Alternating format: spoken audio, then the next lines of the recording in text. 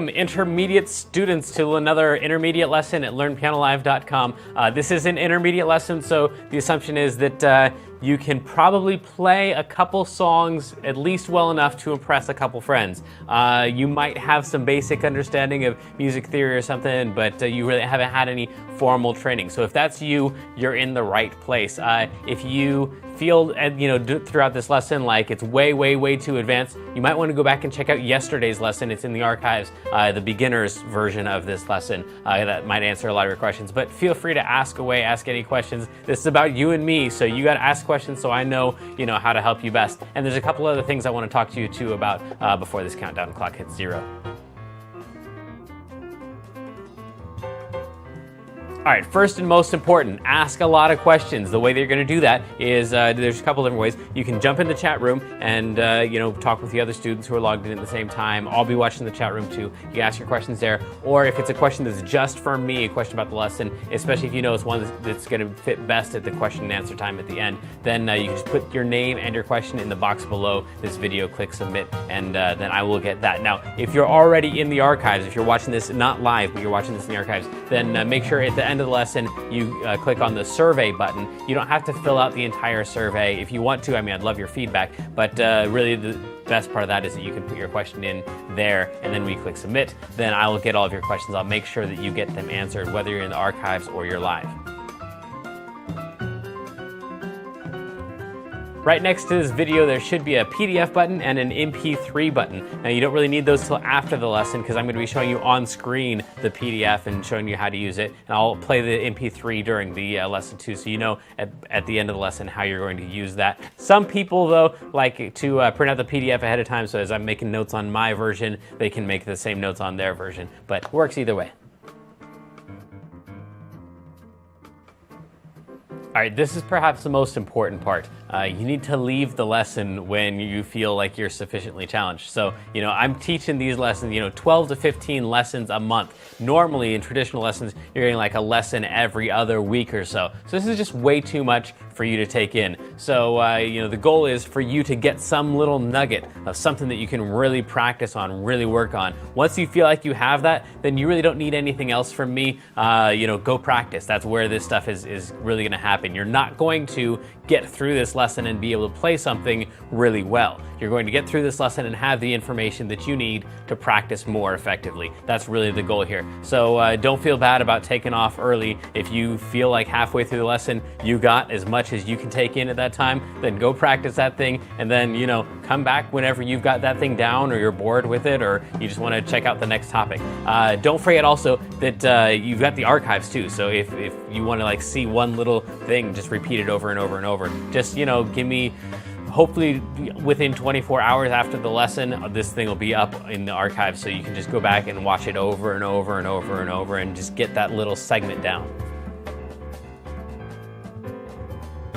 All right, today we're doing everybody's favorite topic. Out of the 8 sectors of musicianship, the one that everybody always likes the most is application. That's where you finally actually get to play a song. So if you've been here for the last couple weeks, you'll notice a lot of the same concepts popping up today, because we're going to take those concepts, we're going to apply them to a very specific song. If you haven't been here, don't worry about it. I'll show you how to play all of our little concepts. So hopefully at the end of today's lesson, you'll have all the tools to practice an actual real song that you can play for your friends and impress them. Let's go.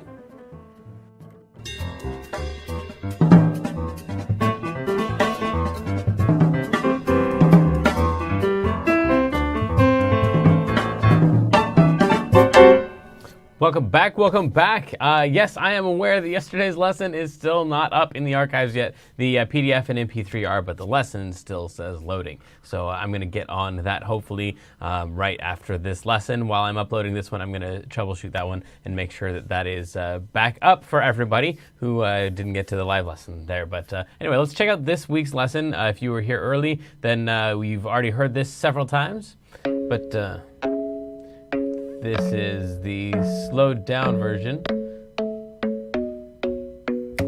and this is the not slowed down version.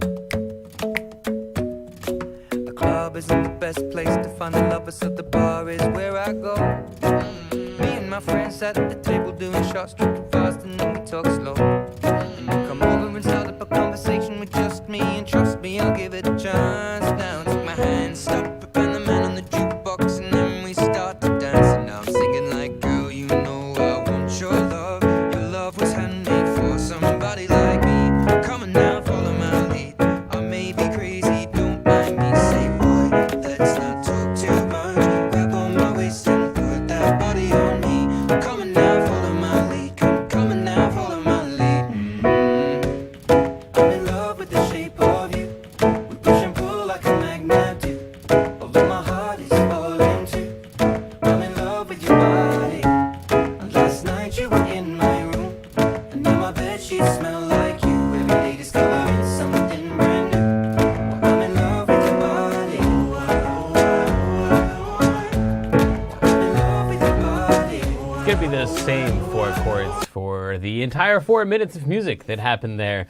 So it's just the same 4 chords over and over. Like I said yesterday, I don't know exactly how long this lesson is going to take because it's the same 4 chords over and over. But we can take a look at the key that we're in, which is the key of E,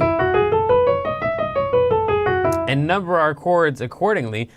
So in the key of E, although we never hit an E in this song, and arguably then this is in the key of C sharp instead of the key of E. But if we're counting this in the key of E, then this would be a 6 to a 2 to a 4 to a 5. Because C sharp is the 6 in the key of E. In fact, let's go back over here to page 3 where that chart is there in case you don't know your key of E very well yet. The 6 would be that C sharp, F sharp would be the 2, 4 would be the A, and 5 would be the B. So we're going from a 6 to a 2 to a 4 to a 5 here. So those are all, relatively common chords in any pop tune. It doesn't use the 3 as expected. It doesn't use the 7 as expected. And now it doesn't use the 1. We would expect that one to get used. So that's interesting that it never goes to the 1. And it does use the 2, which is not as common, nearly as common as the 1. We would expect a 6 and a 4 and a 5. A 2, not as common, and then it doesn't use the 1 at all, which makes you wonder, is it even in the key of E? And so don't tell yesterday's students, but this could possibly be in the key of C sharp. If it was in the key of C sharp, we would count this as a 1 chord. We would count the F sharp as a 4 chord. We would count the A. This is where things get a little bit dicey. We would count the A as a 6 and the B as a 7. So in here we don't have a 5 chord, and we'd really expect to see a 5 chord, and the 5 chord would tell us very definitely whether this was in the key of C sharp or minor, or whether this was in the key of E, even though both of those use basically the same exact notes. In the key of C sharp minor, you would have a major 5 chord. So what that means is, if this is 1, if we're in the key of C sharp, and I'll go ahead and zoom in for you in case you're not familiar with these keys again. If we're in the key of C sharp minor, we'd go, that's the 1, that's the 2, that's the 3, that's the 4, that's the 5. And then we would, right here, those would all be the same notes as the key of E. But the problem is the 5 chord in the key of anything minor, anything major for that matter, is always going to be a major chord, which means you're going to use this chord right here. We're going to use that C. Well, that note right there, that C, is not in the key of E. As you can see over here, that note right there would be that guy right there. But there's no note there. So that is kind of the defining note between the key of C sharp minor and the key of E, and we just don't have the chord that would tell us whether this was in major or minor. So because there's no 5 chord, we could either be going 1, 4, 6, 7 in the key of C sharp minor, or we could be going 6, 2, 4, 5 in the key of E. The question of where this song wants to resolve is like a huge indicator in what key we're supposed to be in. And the truth is, at the end of the song,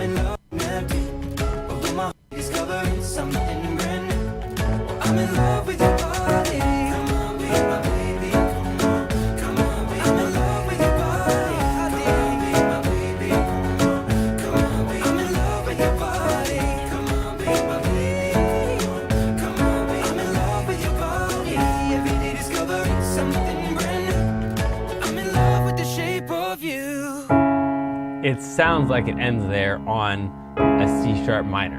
Even though there's no chord played, it's kind of implied that that's a C sharp minor. So the chord begins and ends on a C sharp minor. That's a pretty heavy indication that it's in the key of C sharp minor. Because we have no 5 chord, I'm going to tend to think of this in the key of E. And think of it as a 6 and a 2 and a 4 and a 5. I'm sure lots of people on YouTube and musicians who are better than I would disagree with me, but it's all about how it feels since there's no 5 chord in there to tell us definitely what it is. So those are 2 options, and in either case, we're either, if we're in the key of C sharp, then we're suspiciously missing that 5 chord. How come we don't have a 5 chord in here if we're in the key of C sharp minor, when the 5 chord would be like the key indicator that it was the key of C sharp minor? And then if we're in the key of E, how come we don't have a 1 in there at all anywhere during the song, and it doesn't even sound like it would resolve to a 1? That doesn't sound very much like the key of E major. So anyway, those are going to repeat over and over, and we've talked about the majors and the minors there. Yesterday we went into some of the chord qualities here and how to build those. One question I didn't get to at the end, though, it was sneaked into the chat that I didn't see. This chord right here, the D flat minor, this one right here is called F flat. If we're calling this a D flat minor, then it has to have a D of some kind, not an E. Has to have an F of some kind, not a G, and it has to have an A of some kind. That's just the rules of building major and minor chords, is it has to go letter, skip a letter, skip a letter. Now, since the sound is that sound, it has to be those exact notes. If we're calling this one a D flat, then the next note up, the next note up in the chord, has to be some kind of F, which is why that one gets called F flat. Why in the world would you use an F flat? Because of the rules that say major and minor chords have to have a letter, skip a letter, skip a letter to build them. So that one can be called A flat. But if you have a D flat and an E, if we called this an E like we want to, an A flat, then that really breaks a lot of the rules. Like it would go a D, an E, no F, no G, and then an A, which is a really weird way to build a chord, is to play a letter and skip 2 letters and then play the next one, even though that's kind of what would make most sense just looking at the chord on its own. So anyway, that's kind of why we have that, the D flat thing there, or the F flat, sorry. I did give you a few more notes here. We went over some of these yesterday. I think this one right here we called a regular 3 in the lesson, but I think it's a flat 3. I didn't want to mess with flat 3s. And I also didn't say what the was, but the club isn't the best place to find the lovers, so the bar is where I go. So that one right there, where I go, right in there. We have a flat 3 and then a 3, and then it repeats a lot of that. Then I've got girl, you know I want your love. That one I threw in there for you. Should help you get the rest of this down in here. And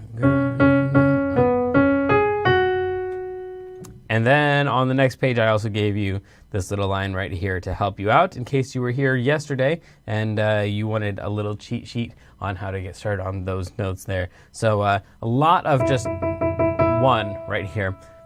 Part of the reason that it feels like the key of E, perhaps to me, is that we play so much E in the melody.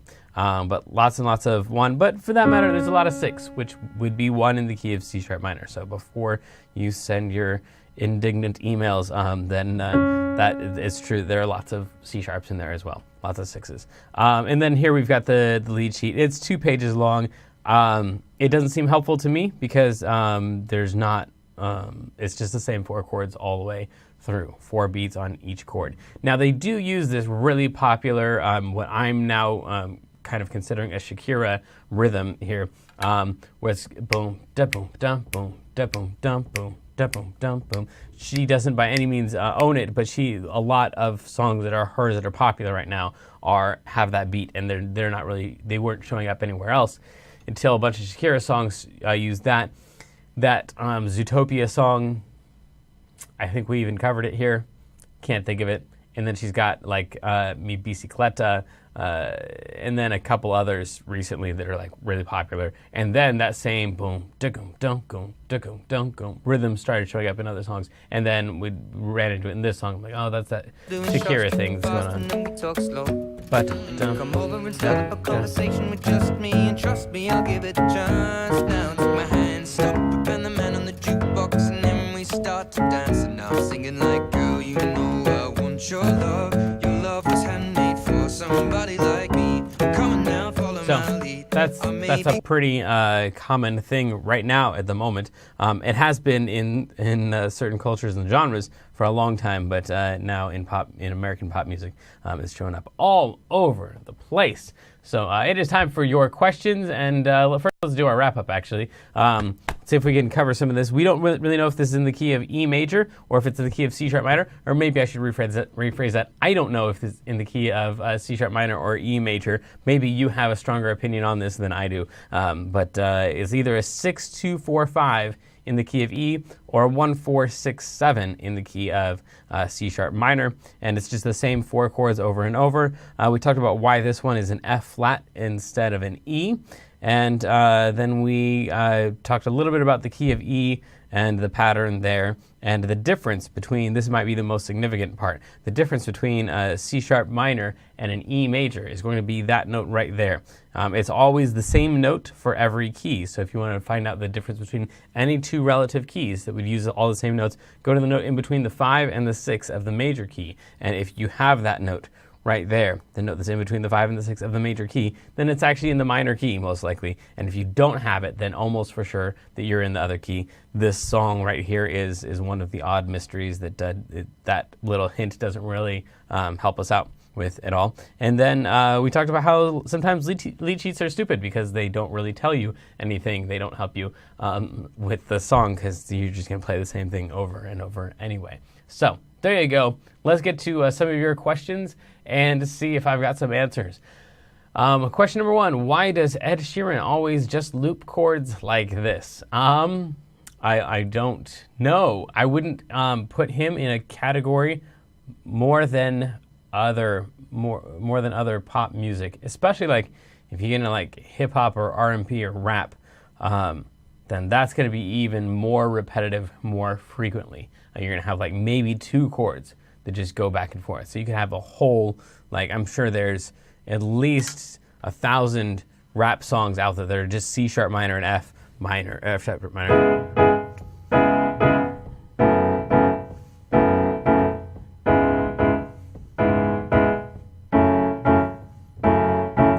I know for sure there's a lot of that are just like C sharp minor and B.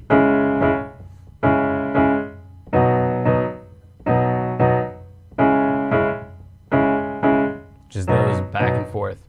So he's definitely not more than others, but perhaps he is the guy that you first started recognizing these types of patterns on, and so it seems like it's him. It's not just him.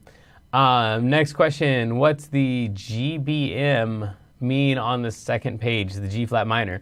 Yep. Let's see here. Second page. There we go. We didn't even have a question about the B double flat. All right, that's interesting. So let me see if I can get you this thing. There we go. So this guy right here, it's just G flat minor is the exact same as F sharp minor. So this could be called a G flat, or it could also be called an F sharp. That's all that's saying, is that the two of those are the exact same chord. So if you have an F sharp minor chord that's listed, you can play if you have an F sharp minor chord, yes, I think I said that right, F sharp minor chord, and you don't know that chord, but you do know a G flat minor chord, you'd go ahead and play your G flat minor chord because G flat minor is the exact same thing as F sharp minor, just 2 different names for the same thing. Like we talked about up here with the E and the F flat, it's really the same exact note, just 2 different names for it. And this one right here is also known as an A, or if this is a B and this is a B flat, this is a B double flat. For the same reasons that if we're going to call this a G flat minor, then this has to have the name of a B. So we have to call it a B something, and the only way that we could call that a B is if we call it a B double flat. So there's a question you didn't even ask. And it looks like that is the end of the questions. So until next time, I guess tomorrow we're doing the cover of this song, and then actually the lesson will be Thursday. It will not be tomorrow. So Thursday we're going to do the covering lesson, and yeah, then we're off to the races next week with something new and wonderful. And again, if you want to be in, if you want to have one of the kids subscriptions, I've had a couple responses on that. Then just let me know, and we can work out something to get you a kids subscription so you can watch those and hopefully pick up some extra songs that way. It's like getting a cover of a song every single week. So anyway, until next time, you know I love you. You know I'm waiting for your videos and any submissions or emails, any way you want to contact me. Good luck and have fun.